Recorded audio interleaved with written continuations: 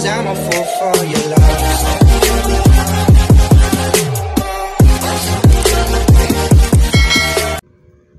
Okay mga kauragon, share ko ulit sa inyo yung ito naman ang pag-renovation ko ng restoration ng sidecar. So kung ano nyo yung nakaraan upload ko yung pagpa-restoration ng motor.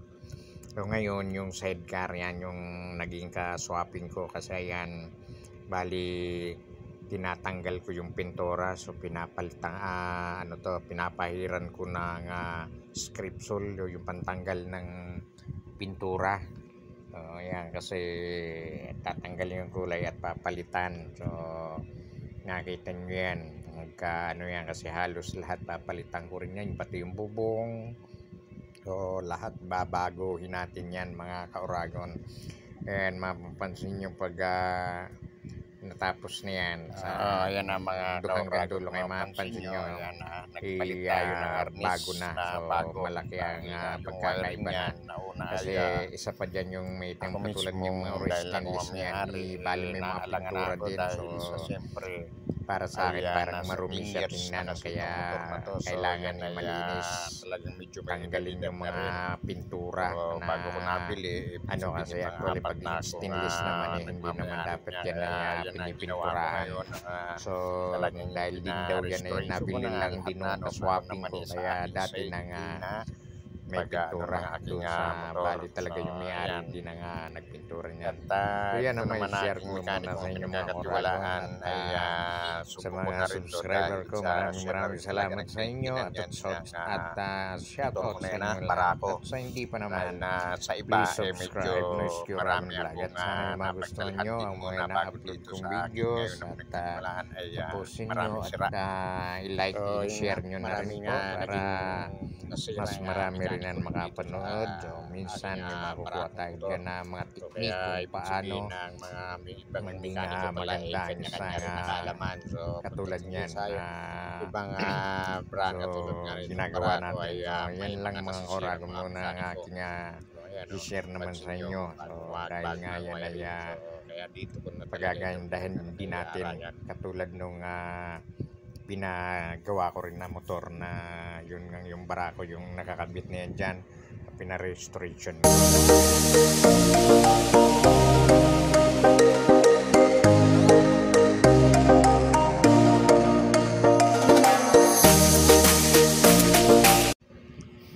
Yan nga pala mga kauragon, kung napapansin nyo yan, after nang mapunasan mo ng script sol, yan yung nagiging resulta na ng pintura o mga umaangat at umaalsa siya.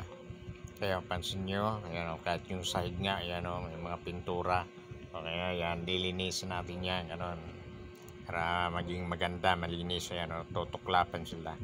Tsaka yung kung mapansin nyo yung kulay pula na yan nga pala, yan ay papalitan natin, na gagawin natin yan stainless. Kaya pansin nyo mga kauragon, so medyo pangit talaga, kailangan maganda yan natin yan. Dito kung mapansin nyo rin, dito lang sa loob ng bahay ko, sa aking garahe, dito lang nilinis. Ayan mga kauragon, medyo madali lang siya tuklapin o linisin ng pintura yan. Mo yan, so yan natatanggal na. Basta bali yung hindi dyan yung kulay pula na yan, dahil yan ay papapalitan ko pag gagawin ko na stainless yan, kasi lata yan so medyo ang ilalim niya medyo may kalawang na, kaya kailangan palitan na rin, ipa-stainless na rin para medyo maganda-ganda at matibay-tibay. Ayan, makita nyo lang kauragon, ganyan lang, linis, ganyan, para medyo ang bilis nga ang paglilinis. At dito lang sa loob ng bahay, sa garahe, so dito ko lang yan nilinis at para medyo patitipid-tipid na at ako na naglinis, hindi na kailangan pang ipalinis. So ayan, kita nyo mga kauragon, tuklap yan, makapal ang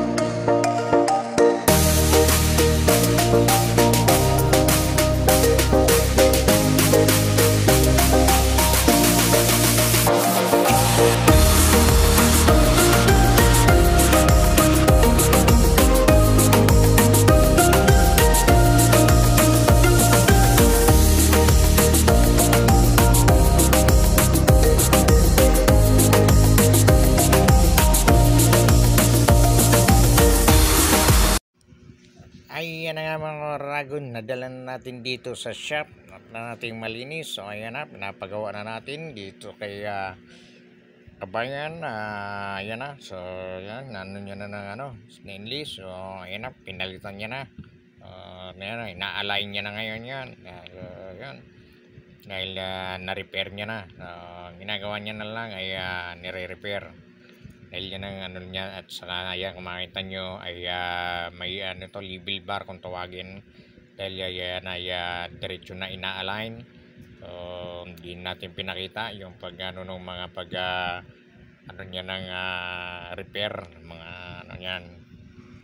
So ayan mga Ragon, kunting kimbot na lang at ayan, nakapatong ang lever ball at para nga sa alignment. So ayan, kunting kimbot na lang at iuwi ko na uli sa bahay para naman sa panibagong pagpipintura.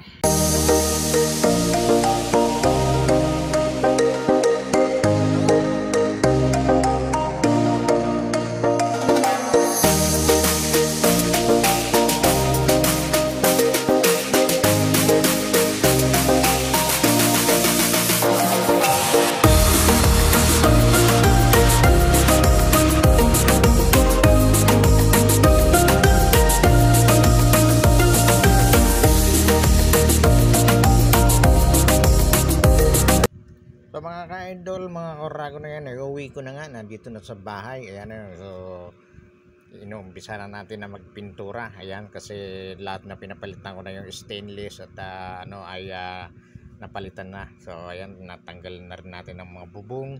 Ayan, kung ano yung napansin nyo, yung kulay pula. Ayan, nagpatulong na ako sa aking kapatid. Ayan, lalagyan na namin ng goma, yung bubong-ubungan. So ayan, nagpatulong ako para medyo mabilis-bilis ang paggawa. So ayan, tulong na. Ayun mga idol, mga Ragon, na may kulay na siya. Ayan may nakulayan natin. Ayan po mga Ragon, ayan ang ating mekanikong pinagkakatiwalaan na si Ryan. Kunting kimbot na lang yan ay madali na natin matatapos. Ayan pagka na tayo, ayan, so namadali na para medyo matapos na at nang makapagbiyahe na. Ayan, lagay na tayo ng sako para sa para sa upholstery na natin. So para pag magbububong na, ayan, kita nyo naman, okay na ang mga pintora. So gumanda na siya, kita nyo na. Meron ng buhay, kumbaga sa buhay na siya. Meron na yan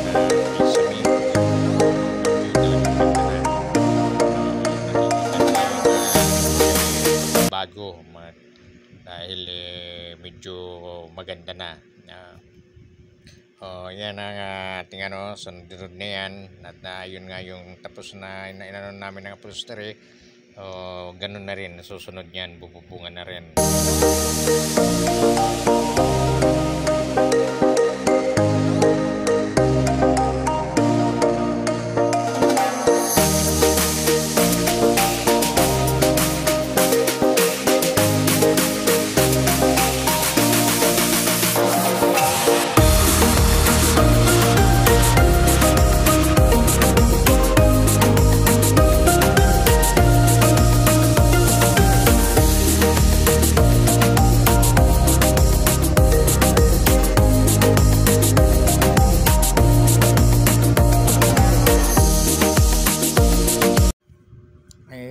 So mga Ragon, mga ka-idol, tapos na.